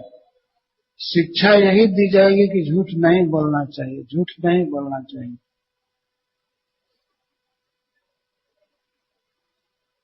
पर घबराना नहीं चाहिए। भगवान कहते हैं कि सब ठीक हो जाएगा। एक बार तो एक कहते हैं कि निग्रह किम करिष्यति, कृतेर जानती भूतानि, निग्रह किम करिष्यति। अपने स्वभाव के अनुसार सभी प्राणी बरतते हैं, उन पर कंट्रोल क्या करेगा? कुछ नहीं। 2 बार कहे हैं निग्रह किम करिष्यति, ये कंट्रोल करने से क्या होगा?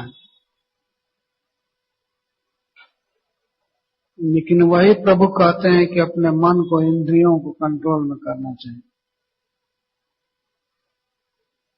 इंद्रियास्यार्थे राग द्वेषो व्यवस्थित, तयोर न वशमागच्छे तौ ह्यस्य परिपंथिनः। भगवान कहते हैं इस संसार में किसी वस्तु से, किसी व्यक्ति से या किसी परिस्थिति से राग मत करो और द्वेष मत करो। किसी से बिना मतलब के द्वेष नहीं। द्वेष मतलब हमको ये पसंद नहीं है, ये भी द्वेष है। और हमको ये चाहिए, ये राग है। तो ये व्यवस्थित है, सबके इंद्रिय पर हैं और इंद्रिय के विषयों में है। लेकिन आत्मा के दोनों परिपंथी हैं। परिपंथी का अर्थ होता है बटमार। बटमार का अर्थ होता है बाट में, रास्ता में जो लूटे मारे, उसको बटमार कहते हैं। तो भगवान गीता में कहते हैं ये दोनों रास्ते के लुटेरे हैं। हम सब रास्ते में, हम पथिक हैं, भगवान के तरफ बढ़ना चाहते हैं। लेकिन ये राग और द्वेष दोनों रास्ते में बटमार की तरह लूट लेते हैं, मारते हैं। कहीं फंस जाते हैं, राग हो जाता है, और कहीं द्वेष करते हैं। द्वेष करेंगे हमारे लिए बड़ा बाधक है और राग भी बाधक है। तो तयोर न वशमागच्छेत्, इन दोनों के वश में नहीं होना चाहिए, भगवान कहते हैं।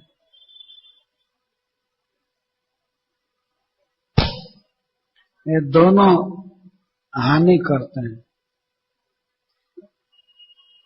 व्यक्ति को पहुंच नहीं पाएगा, रास्ते में लूट लेंगे।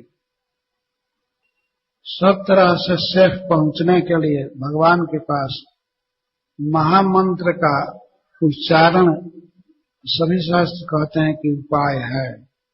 हरे कृष्णा कृष्णा कृष्णा हरे हरे, हरे राम राम राम हरे। ये जपते रहिए, भगवान की कृपा से सिद्धि मिलेगी। कृष्ण महाराज जी, मैं एक प्रश्न पूछना चाहता हूँ। मैं एक वैष्णव हूँ और मैं इस मंदिर में और संतों के साथ में रहता हूँ और यहाँ पे ऑडिटिंग वगैरह का भी काम करता हूँ। और इस मंदिर में भी मैं इंटरनल ऑडिटर हूँ। मैं चार्टर्ड अकाउंटेंट हूँ बाय प्रोफेशन। मेरे मन में एक प्रश्न है कि वैष्णव धर्म में अपनाते हुए, गृहस्थी में रहते हुए, मैंने जब देखा कि राग द्वेष से मुझे दूर आना चाहिए, मोह से दूर आना चाहिए, तो मैंने मंदिर की शरण ली और यहाँ मंदिर में आता हूँ तो मेरा विश्वास कई बार डगमगा जाता है ये देखकर कि मंदिर में भी जो संत वगैरह हैं, जब उनमें मैं देखता हूँ कि उनमें भी राग द्वेष चल रहा है, तो ऐसी परिस्थिति में मुझे क्या करना चाहिए?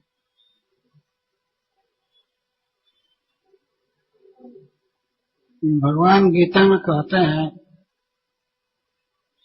संयम योग, अपने मन को बैलेंस में रखना चाहिए और जो उचित देखना है वही देखना चाहिए और सुनना है। मंदिर में आकर के भगवान का दर्शन करना और वैष्णवों के मुख से भगवान की कथा होती है, गीता या चाहे भागवत, उसको सुनना चाहिए और बहुत वार्ता नहीं सुननी चाहिए और देखना भी नहीं चाहिए। नहीं तो प्रकृति के 3 गुण हैं और ये बड़े बलवान हैं, ये प्रभाव सब पर डालते रहते हैं, तो कभी कभी भक्त पर भी बड़ा प्रभाव डाल देते हैं, तो उस समय उसका आचरण, उसकी बोली कुछ भिन्न हो जाती है, कभी कभी रजोगुणी, कभी तमोगुणी, तो उस पर ध्यान नहीं देना चाहिए।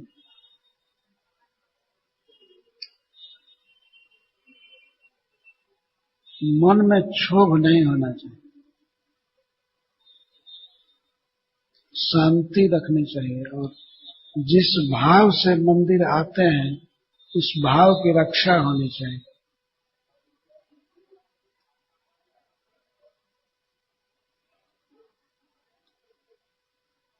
एक बार कथा है, एक वैष्णव पैठण में रहते थे। पैठण महाराष्ट्र का एक गांव है, पुणे के पास। तो पैठण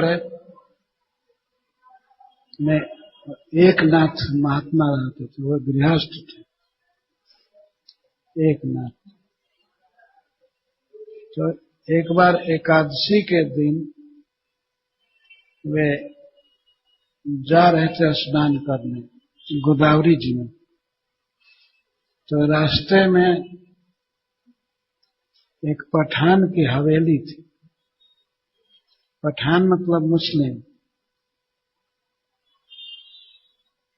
तो जब वे नहा करके आ रहे थे एकनाथ जी, तो पठान अपने छत पर बैठा था और कुल्ला कर दिया पानी। तो एकनाथ जी पर पड़ गया। तो वे फिर लौट गए और गए गोदावरी जी में दोबारा स्नान करके। जब स्नान करके आते थे तो आते समय वो कुल्ला कर देता था और उसका पूरा परिवार देखता था।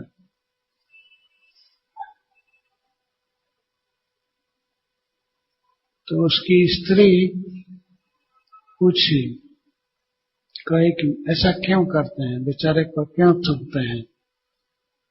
तो कहा कि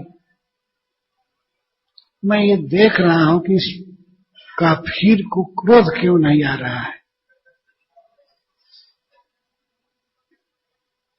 मैं हैरान इसलिए हूं, मैं इस पर इतना कुल्ला किया, वो कुल्ला लगभग 108 बार पहुंच गया और 108 बार एकनाथ महाराज गए गोदावरी जी में स्नान करके आए।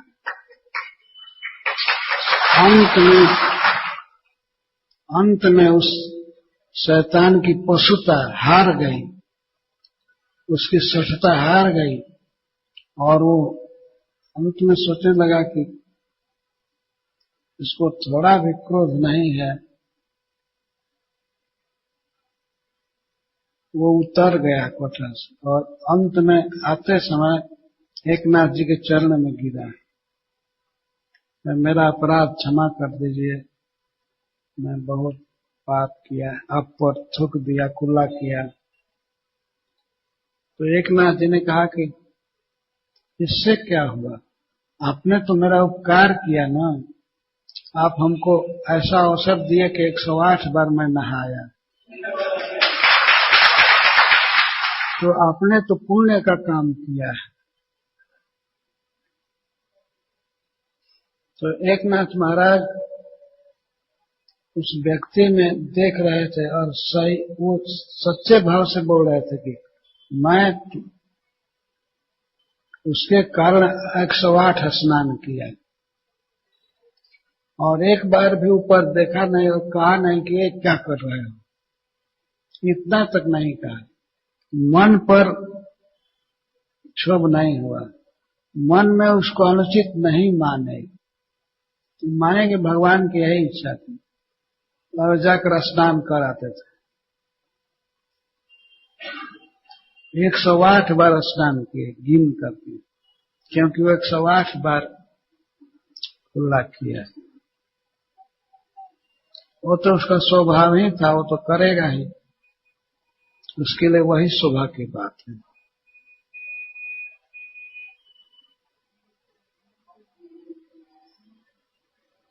लेकिन वह दुष्ट अंत में रोने लगा और क्षमा मांगा। मेरे यह कहने का आशा है कि जिस उद्देश्य से मंदिर आते हैं तो उसकी रक्षा करना है आपका कर्तव्य है। हमेशा जप करते रहिए, भगवान को देखना, प्रणाम करना और भक्तों की कथा को सुनना और कई प्रकार की बातों को नहीं देखना चाहिए, और देखे हुए तो शांति रखनी चाहिए। कभी कभी समझ में नहीं आता है कोई वैष्णव किस अभिप्राय से, किस काम से इसमें लगा हुआ।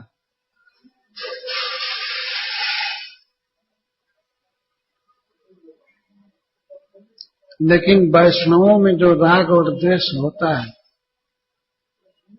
वह न्यूनाधिक रूप से कृष्ण भक्ति के कारण होता है। जैसे हनुमान जी लंका में गए और इतना क्रोध हुआ कि वे लंका को जलाने लगे, बहुत क्रोध में थे। सब राक्षसियां हाय हाय करने लगे, पानी पानी पानी, सब रानी अकुलाई खाए, हाथी जलने लगे, घोड़ा जलने लगे, गाय जलने लगी, सब गाय तो हाथी नहीं और सब जलने लगे। बच्चे जल रहे हैं, स्त्रियां जल रही हैं, राजकोष जल रहा है, अन्न भवन जल रहा है, सब जल गया। और कोई उस समय देखे हनुमान जी को तो कहा कि बाप रे कैसा राक्षस है, इस सबको जला रहा है, कहाँ का आतंकवादी आ गया है। लेकिन हनुमान जी के उस समय उस कर्म को देख करके भ्रम हो सकता है, लेकिन वो जो भी कर रहे थे वो भगवान की इच्छा के अनुसार कर रहे थे, और वही ठीक था। तो कभी कभी वैष्णवों में देखा जाता है कि ये राग है, कि राग का कोई न कोई कारण होता है, वो भगवान होते हैं। वह राग उतना घातक नहीं है और द्वेष भी घातक नहीं है। भगवान की भक्ति से वो सॉफ्ट हो जाते हैं।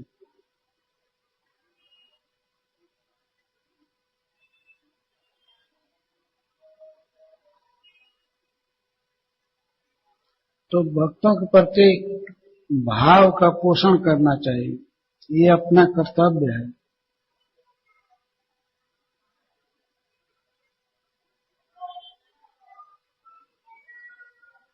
जैसे कहा गया कि ब्राह्मण का आदर करना चाहिए, तो हजारों श्लोक हैं जिसमें कहा गया है कि वैष्णव का सम्मान करना चाहिए।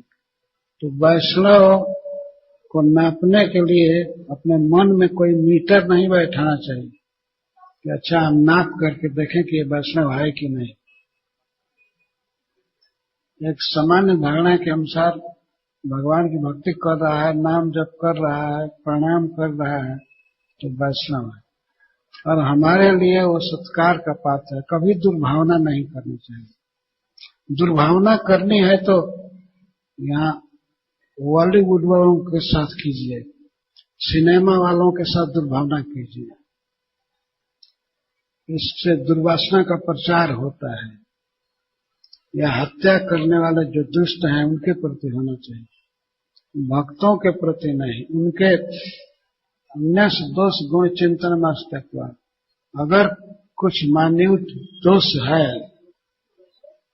गुण है, या द्वेष है, राग है, तो उसे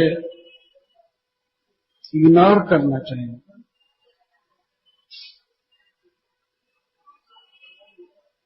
क्योंकि हम अपना सुधार करने आए हैं ना मंदिर में, हमें किसी के दोष गुण पर ध्यान नहीं देना चाहिए।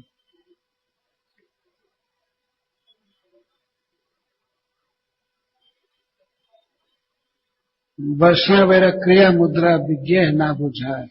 भगवान चैतन्य महाप्रभु कहते हैं कि वैष्णव की क्रिया और उसके मूड को, मुद्रा को विद्वान लोग भी नहीं समझ पाते। ये मैं सबके लिए कह रहा हूं, अपने लिए भी कह रहा हूं कि अपने को शुद्ध रखना है तो दूसरे का दोष गुण आवे नहीं, दूसरे के दोष गुण का एक ग्राहक न बने मन। अन्य से दोष गुण चिंतनमा सुत्यक्त्वा, यदि हम दूसरे का दोष चिंतन करेंगे तो दोष हम में आएगा, और श्रवण या कथन करेंगे तो हम में आएगा। इसलिए इससे परहेज करना चाहिए। कभी दूसरे का दोष गुण नहीं देखना, और उसमें भी वैष्णव का तो बिल्कुल नहीं। भगवान का भक्त है तो उसकी संभाल भगवान करते हैं। वैष्णव कितना भाग्यवान है। जैसे कहीं भी किसी नदी का जन्म हो, किसी नाला का, किसी प्रकार का हो, लेकिन अगर वह संजोग से गंगा जी में पड़ जाए तो वहां से वो गंगा जल हो जाता है। तो इसी तरह से वैष्णव कोई महाराष्ट्र में, कोई यूपी में, कोई कहाँ जन्म लिया, कोई किसी कुल में, कोई किसी कुल में, कोई ब्राह्मण में, कोई क्षत्रिय में, कोई वैश्य में, कोई शूद्र में, लेकिन जब भक्ति के गंगा में आया, भगवान कृष्ण से संबंध हुआ तो वैष्णव हो गया।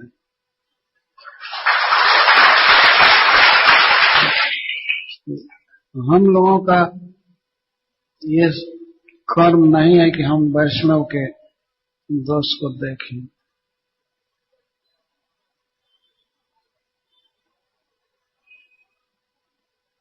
अगर कभी मन चला जाता है, दिखाई देता है कि इसमें ये दोष गुण है, तो मन को समझा करके हटाना चाहिए।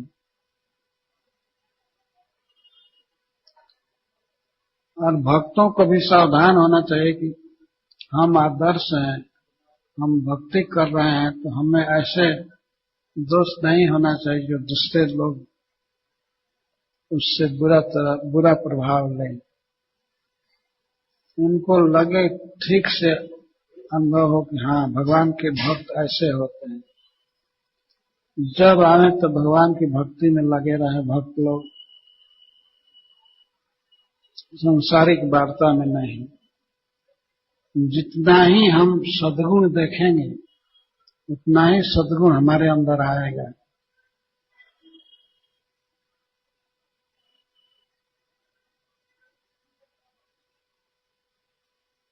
भगवान दत्तात्रेय ऐसे सांसारिक विषयों को देखकर भी शिक्षा लेते थे। वे 24 गुरु बनाए, तो 24 गुरु उनको उपदेश नहीं किए कि जप करो, भगवान को प्रणाम करो, कोई कुछ भी उपदेश नहीं किया। लेकिन भगवान स्वयं उपदेश ले लिए, अपने मन से अपने बुद्धि से उन्होंने ग्रहण किया कि इससे यह उपदेश मिलता है।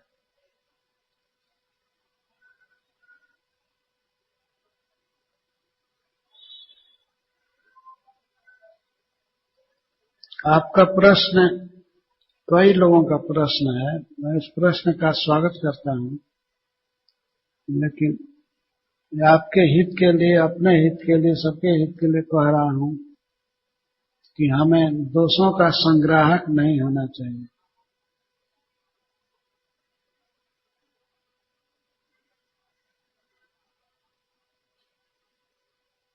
इग्नोर करना, मन से सोचना भी नहीं चाहिए।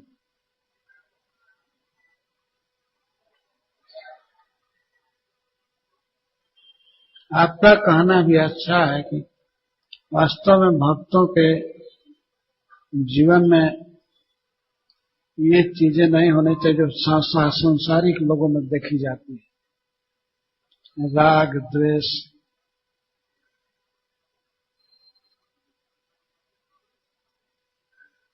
ये भक्तों में रहने लायक चीज नहीं है, क्योंकि उनको तो भगवत गीता पढ़ने को मिल रही है, सुनने को मिल रही है, भगवान के उपदेश सुनने को मिल रहे हैं, संग है वैष्णवों का, साथ में भगवान है मंदिर में, तो यहाँ ये सब दोष रहेंगे तो ये ठीक नहीं है।